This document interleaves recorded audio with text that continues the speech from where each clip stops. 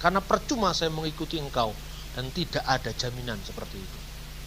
Kira-kira kalau dibahasakan dengan bahasa Jawa Timuran, wis rugi aku, udah wadung dadi jubah kuning tok, bondo kancing tok, gak oleh nggawe sing liyane, tak tinggal wabeh termasuk gak rabi, gak ono jaminan, rugi aku, metu.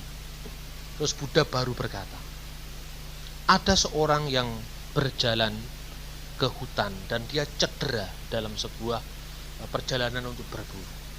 Ketika dia cedera dan dia sudah dalam keadaan sakratul maut, hampir mati, ada seorang datang untuk menawarkan pertolongan, yaitu seorang tabib. Saudara, saya akan mengobati luka-lukamu, kamu akan mati. Lalu orang ini mengatakan, tidak, saya tidak mau diobati sebelum saya tahu siapa yang mencelakai saya. Orangnya tinggi atau pendek, gemuk atau kurus, kulitnya putih atau hitam atau sawo matang, rambutnya keriting atau lurus. Sebelum ketemu siapa yang mencelakai saya tidak mau diobati. Lalu Sang Buddha diam beberapa saat. Dan Sang Buddha berkata lagi, camkanlah, orang lebih suka berbicara tentang jalan ketimbang menjalani. Jadi Buddha menekankan adalah yang penting ngelakoni. Tidak perlu konsepnya itu penting. Ini agak mempengaruhi agama Jawa, agama kebatinan. Artinya pandangan kebatinan. Ngelmu iku kelakone kanthi laku. Lekasi lawan kas, tegese kas nyantosan. Ini orang Batak tidak ngerti.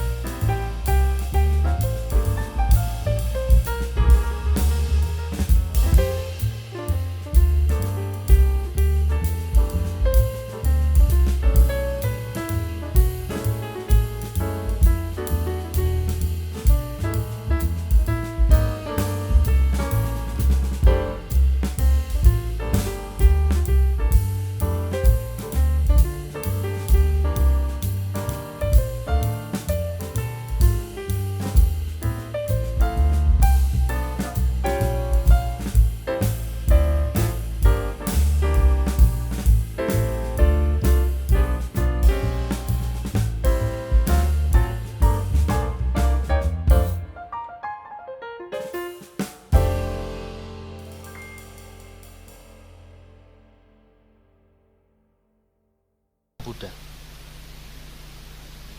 Bante katanya, apakah dunia ini siapa penciptanya? Apakah ada pencipta dunia ini? Buddha mengatakan gini, ini. Siapa pencipta dunia ini? Buddha mengatakan, wah kalau gitu, dunia ini terjadi dengan sendirinya. Kamu tersesat. Wes tinggal ngalih. Jadi kamu jangan berspekulasi tentang Tuhan.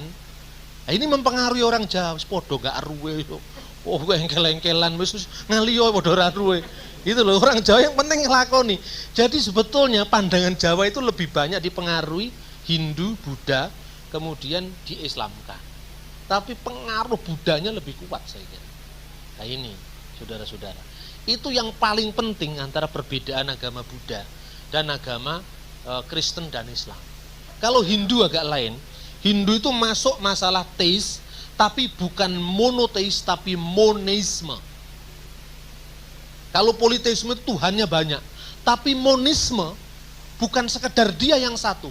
Tuhan, alam, manusia itu semua satu. Itu kalau Hindu namanya monisme. Kalau di Jawa jadi manunggaling kawula Gusti. Makanya tatkala Siti Jenar mau ditangkap sama Sunan Giri, dia ditanya, kamu tangkap yang namanya Syekh Siti Jenar. Syekh Siti Jenar mau ditangkap, lalu Assalamualaikum. Waalaikumsalam. Tuan, saya disuruh menangkap yang namanya Syekh Siti Jenar. Di sini tidak ada Siti Jenar. Yang ada Tuhan Allah. Lapor sana kepada pemimpin para wali songo. Tidak ada Siti Jenar. Datang. Sinuwun, endi Siti Jenar? Boten wonten Siti Jenar sing wonten Gusti Allah. Cekelen Gusti Allah. Datang lagi, tangkap Tuhan Allah. Tuhan, saya disuruh menangkap Tuhan Allah. Di sini tidak ada Tuhan Allah. Yang ada Syekh Siti Jenar. Balik lagi. Waduh, pimpinan para wali bingung.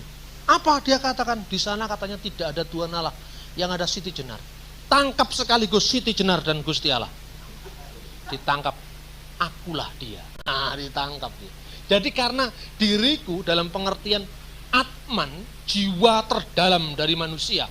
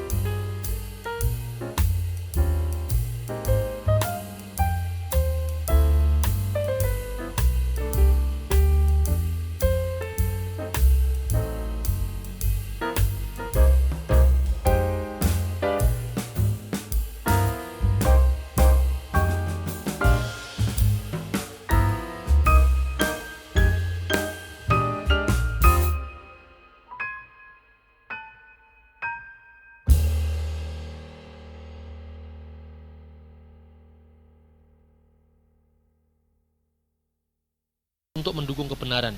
Kita sering terpojok oleh serangan-serangan yang tekanan-tekanan yang ada. Apa cara yang paling strategis untuk menangani hal tersebut? Pertanyaan yang kedua, menghindarlah kalau itu tidak bisa kita kuasai. Saya kira lebih baik begitu. Dan arahkan pada hal-hal yang Anda kuasai. Sebab agama itu tidak hanya berbicara soal konsep.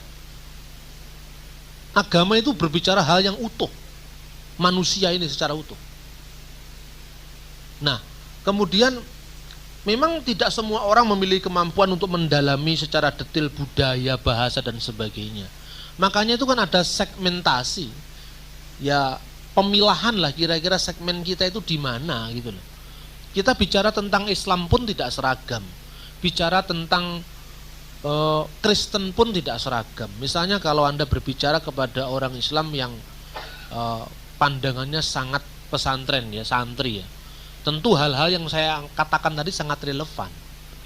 Tapi kalau saya ngomong begini kepada orang Jawa yang menganut pandangan abangan ya tidak relevan. Sekalipun kita pinter, detail, ngerti sejarah, tidak ada gunanya. Karena apa? Kita ngomong hafal ayat Alkitab begini, bahasa Ibraninya ini, bahasa Yunaninya ini, Quran, bahasa Arabnya begini. Terus katanya orang Jawa yang abangan nih biasanya, Pak, iku kitab sing kok waca iku apa wis bener tenan katanya. Loh sudah, sing ngomongi bener iki sapa? Ya guru saya. Gurumu agamane apa? Kristen. Ya mesti wong Kristen ngomong agamane dhewe bener. Islam juga gitu. Wes kowe engko lek ora percaya karo Gusti Allah, ora dadi Islam, ora salat, kowe engko bakal digodhog nang neraka. Nanti kamu akan celaka. Kiamat nanti itu ketika malaikat meniup trompet, dunia ini akan hancur.